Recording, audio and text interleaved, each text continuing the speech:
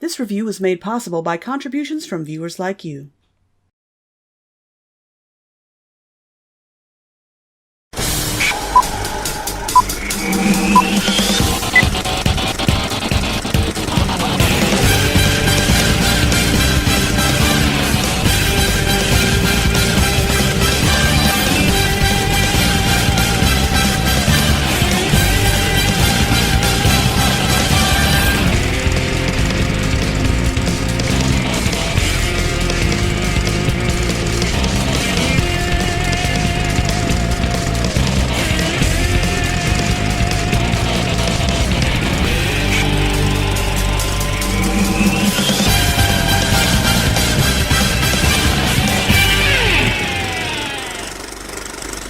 It's Christmas in heaven, all the children sing.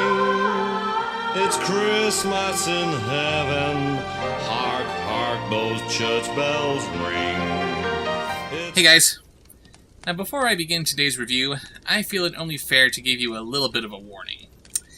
There's going to be some pretty disturbing imagery on display. Not Jimmy Screamer-Claus disturbing, but disturbing.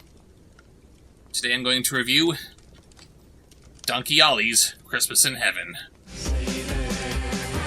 Donkey Ollie is a 13-episode series made by a charity called Boat Angel, which I guess is supposed to be a fun reinterpretation of Bible stories, but I can't be sure because I could barely make it past the first episode. I have no idea what the people behind this show were paid, or even if they were paid anything, this being made by a charity and all.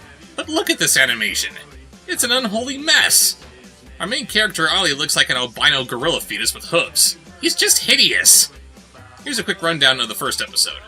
Ollie's aunt, who somehow doesn't know his name, tells Ollie and his brothers that God has a plan for all donkeys. She sings a bad 90s pop song about it, and the scene suddenly stops. Ollie sings a bad 90s pop song about how he doesn't know what God's plan is for him, but he's willing to do anything that God wants, and the scene suddenly stops. His brothers sing a trout fishing in America song about how they don't like how high and mighty Ollie is acting. They throw him in a well, and the scene suddenly stops. Ollie sings a bad 90s pop song about how we're all the same on the inside, and the scene suddenly stops. His owners find him and give him to Jesus' disciples so they can sing a bad 90s pop song about Ollie carrying Jesus into Jerusalem, and then a week later he's carrying Jesus' body fresh off the cross to his grave. And the worst part about this should be the emotional climax of the episode, and they just rush through it as quickly as I am now. They don't even give him a bad 90s pop song about how this is the worst thing he'll ever encounter. Just a brief recap, and that's it! What the crap? And remember, this was only the first episode. I mean, talk about getting your storytelling priorities all out of order. I can easily imagine the story of a donkey as his path crosses those of biblical figures, ultimately leading up to Jesus' crucifixion, but they're opening with him carrying Jesus into Jerusalem, followed by Jesus singing a bad 90s pop song about how everything's gonna be okay. Where do you go from there? It also doesn't help that Jesus himself looks creepy too. He looks like Mac Tonight. The first major advantage about today's subject, Donkey Ollie's Christmas in Heaven, is that we don't have to worry about hideous animation. However, the still frames we're stuck with are just as hideous, but with a property like this, I'll take what I can get. The cover has the freaky little donkey monkey himself, floating in space and watching an angel flying by. Taking up the bottom right of the corner is what looks like Dr. Manhattan's Martian sandcastle decked out in celebration of Pride Month. The inside cover is more of the same, only Ollie is standing next to a giant candy cane. Because when you think of Christmas during Jesus' time, you think giant candy canes. What is heaven? Is it full of light with big fluffy clouds? Maybe it's where the angels play. Whatever it is, it looks incredibly rushed. It's where the majestic Crystal City stands, and watches over all the lands. Yes, the majestic Crystal City, which is so central to the story that we never see it again. Huh. Apparently heaven is just like Earth, complete with ground, vegetation, and bodies of water. And among the many animals that we have in heaven, what was the point in God creating Earth if it's all right there in his backyard? We also see that Ollie is there. I guess he must have died at some point in the show. Works for me. One thing you'll immediately notice is that this comic doesn't have any dialogue balloons to accommodate the dialogue. This is gonna get a little confusing later on.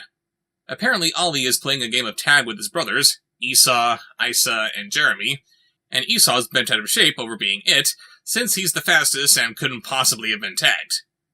Because it's not like the fastest could just immediately tag someone else in no time flat, right? No, we gotta make a big production out of it, so much so that they need to have a race to settle the argument. By the way, they point out that heaven is a place where everyone gets along, but there's no explanation as to why Ollie's brothers are a bunch of, well, jackasses. Half a dozen stupid, pointless pages of race later, Ollie and the other animals gather around because of some news that's about to be given to them by... Rupert the Raven. Hey, sweetheart, did you know that ravens have blue feathers and yellow beaks? No, I did not know that. Anyway, Rupert the Poppet Pecker tells them that there's going to be a contest for the best Christmas pageant, and the animals are finally being given the chance to perform one of their very own. The only criteria is that it has to be about the first Christmas. Yikes, I know that God demands that you worship him and no one else, but isn't this a little much? There are many kinds of stories you could tell about Christmas, but they all have to be about the Nativity, and they're making a contest out of it? Besides, what kind of award could they possibly win when they're already in heaven?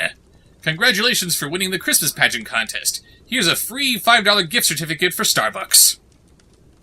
Ollie asks the very obvious question of how they're going to make sets and costumes without the help from the angels or anyone else. It's almost like getting animals to put on a play is a really stupid idea or something. But Gabriel here, who looks like Christopher Lee, tells him to just do your best. That is all that the master wants. Ollie would then proceed to just stand around and eat hay all day. That's him giving it his best. End of Chapter 1. Chapter 2 starts on the next page. Thanks for the tip, genius. Ollie is worried about their chances of winning since Farmer John here has his cast made up of everyone who was actually there at the Nativity. Okay, using the real Mary and Joseph is kind of clever, but do they have Jesus playing his newborn self? Do they have the real King Herod? I don't see someone like him getting into heaven. Rupert insists that Ollie not worry, since it'll be the children judging the pageants, and he knows what children like. That's a nice mental image for you. All the children who are up in heaven because they died long before their prime. Merry Christmas, everyone! And Rupert apparently knows what kids like. Feel free to interpret that however you want. I know what boys like. I know what guys want. I know what boys like. Boys like. Boys like me. They hold auditions, starting with the three wise men. Ollie's brothers try for the part, but since they can't read the script that's right in front of their faces, I very much doubt you'll find the words skedaddle in the Bible, they then audition a few elephants as well.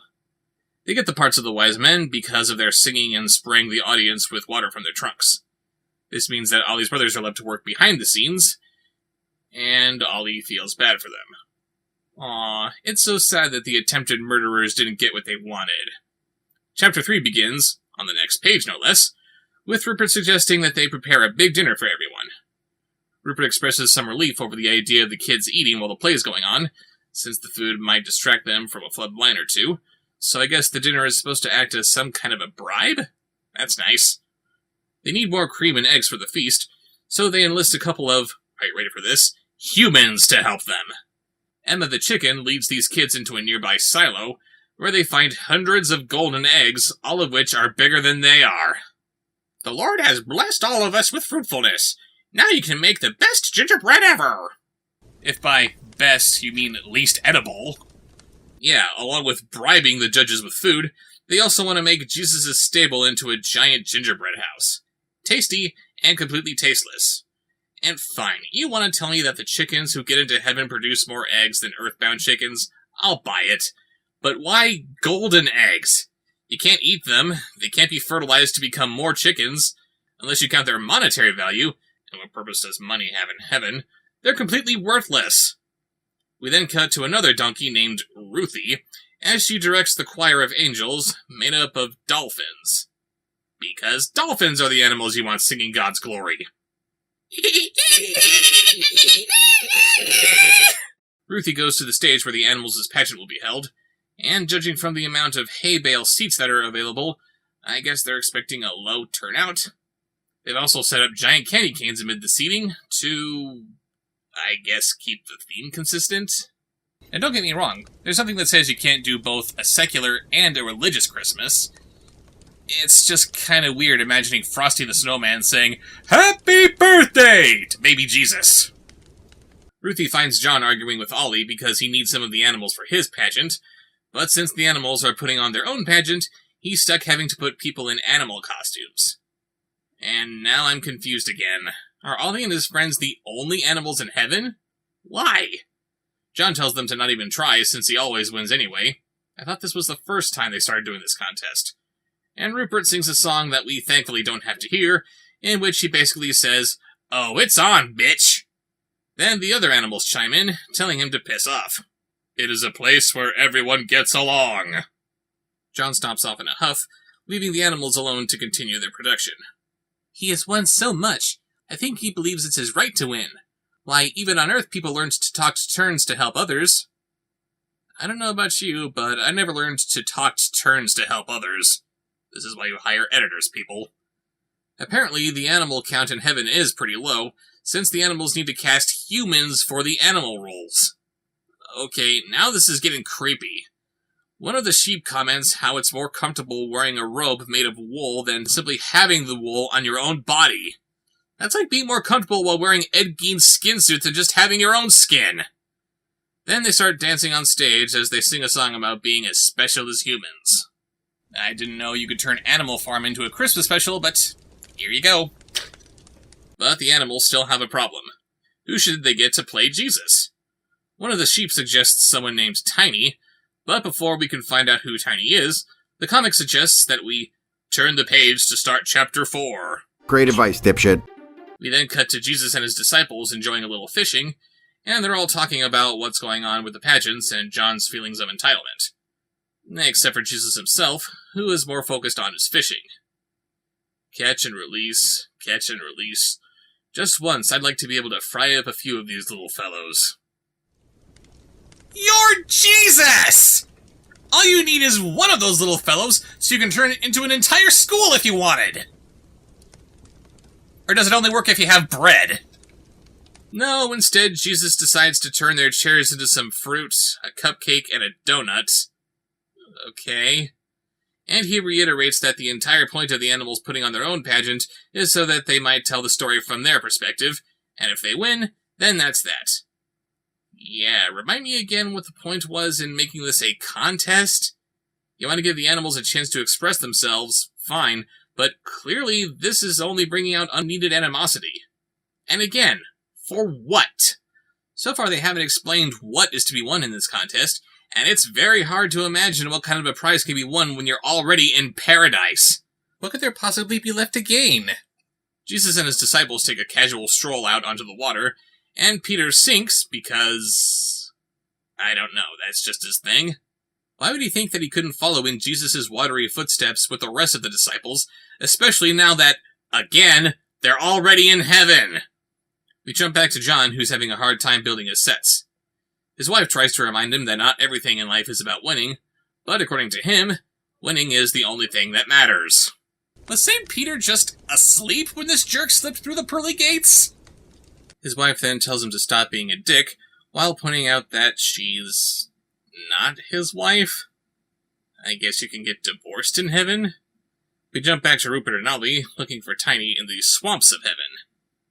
I'm sorry, I'm sure that anyone in my audience who lives in the bayou might be able to list off a few perks, but it's just weird to imagine swamps in heaven. Anyway, they find Tiny, who is... a saber-toothed tiger? Shouldn't he be fighting Crash Bandicoot? And if we're including prehistoric animals in this depiction of heaven, I just have one question. Where are all the dinosaurs? Ollie asks Tiny if he'd like to play the part of baby Jesus, but Tiny doesn't think that that'd be a good idea, since apparently everyone on Earth was afraid of him, and his entire family was hunted down because of that fear. And for some reason, he's the only saber-toothed tiger in all of creation to be in heaven. Ollie ignores this very tragic backstory, and instead insists that he'd be perfect for the role of Jesus because Legos. Tiny accepts, and Ollie and Rupert return to the stage where a bunch of birds are rehearsing for a song that wasn't in the pageant, and the elephants are busy building the gingerbread stable. Paul catches John spying on the animals, and he sings a song to suggest that instead of spying on them, he should try helping them by giving them some of his set pieces. I just don't even... What? It's one thing to say that the animals winning this contest wouldn't be the end of the world, but are they trying to screw him over? Why is it that so many movies and comics that I review find ways to make me want to empathize with the villain? We jump back to Ollie's end, as he's overwhelmed by everyone else doing their own thing, and he has to remind them that it's Jesus' story that they're supposed to be focusing on instead of their own talents.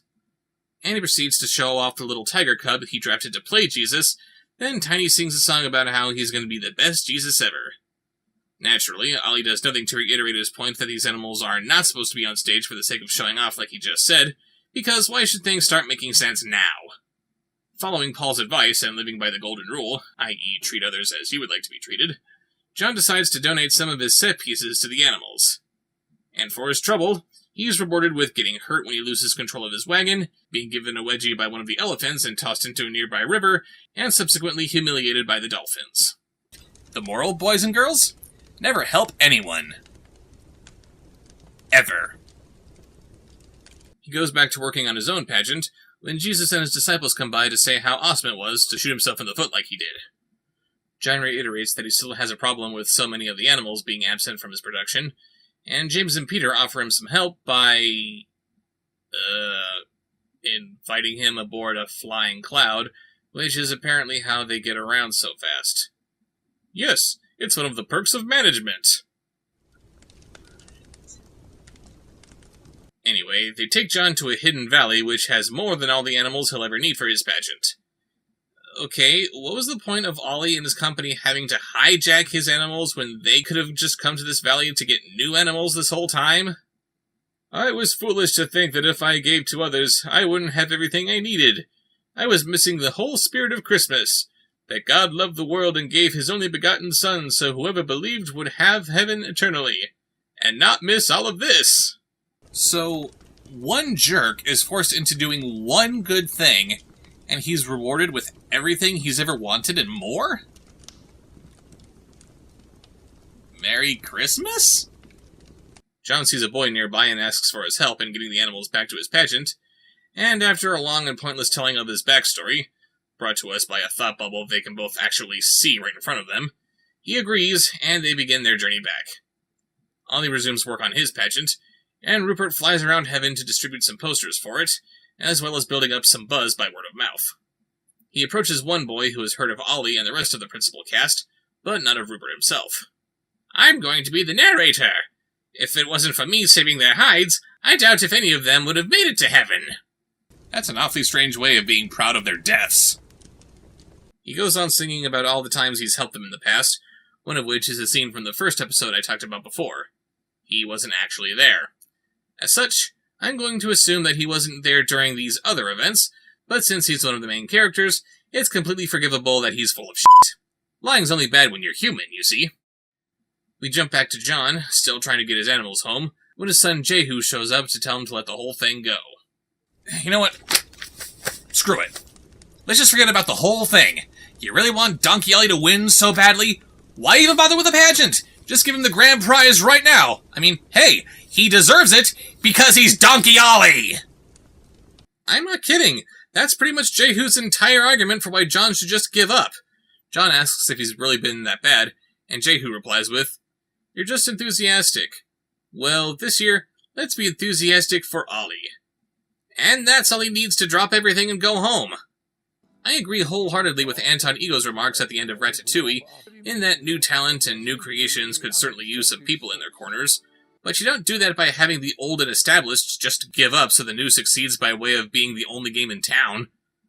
Ugh. So Ollie's pageant is about to begin, and seats are filling up, including the golden throne of Jesus himself. That's not the chair of a carpenter. The angels hit the lights, and the pageant begins, complete with dancing dolphins, sheep evolving into shepherds and enslaving humans, snow made of ground vampire flesh, baboons throwing golden beads to the audience from atop circus wagons, and lions playing Mary and Joseph, who are the proud parents of a saber-toothed tiger.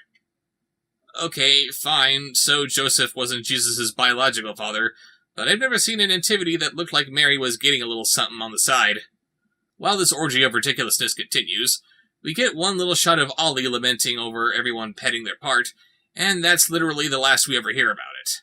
Hey, you want to tell the story the way it's meant to be told? Maybe you should have kept your crew on a tighter leash. As the director, this is entirely your fault, Ollie. The pageant ends with Mary, Joseph, and their tiger cub son fleeing to Egypt. They have a big musical finish singing Jesus' praises, and the crowd goes wild. Even Farmer John is here to give his congratulations. Rupert says that he's sorry that he didn't get to put on his production. Liar! Liar! Liar! Then they agreed to work together on the pageant next year, because when you're stealing someone's sets, props, actors, and crew, it's only fair that maybe you should share them with the person from which you stole them, right? And so the comic ends with everyone singing about how they love Christmas and they can't wait for it to come again next year. Oh, and I guess Ollie and Ruthie are now a thing, despite there not being the slightest hint of a romantic subplot whatsoever. So that was really, really stupid. I'm sorry to bash on the efforts of these people who are probably working for next to nothing, but this was just terrible. The art hurts to look at, the story doesn't make any sense, this depiction of heaven is just bizarre, the ratio of Jesus performing miracles versus Jesus not performing miracles is confusing, you can't decide what its morals are supposed to be, and good lord is this comic padded like nothing I've seen yet. This did not need to be 120 pages. No comic should have to feel like this much of a chore just to get through. Donkey Ollie, prepare to celebrate Christmas! In hell!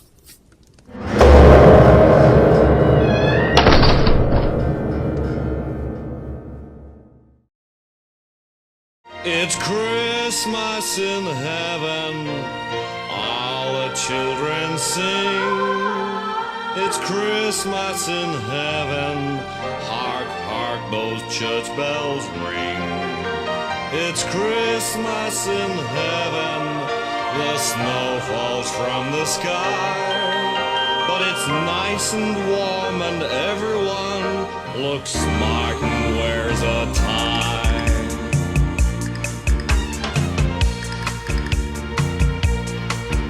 It's Christmas in heaven, there's great films on TV. The Sound of Music, Twice an Hour, and Jaws 1, 2, and 3.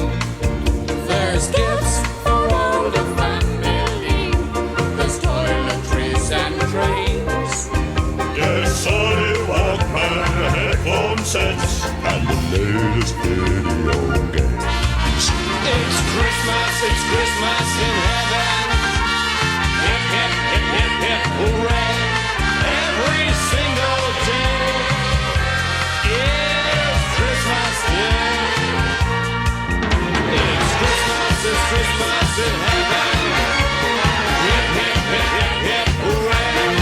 Every single day is... Well, that's the end of the film. Now here's the meaning of life. Subscribe, like, follow.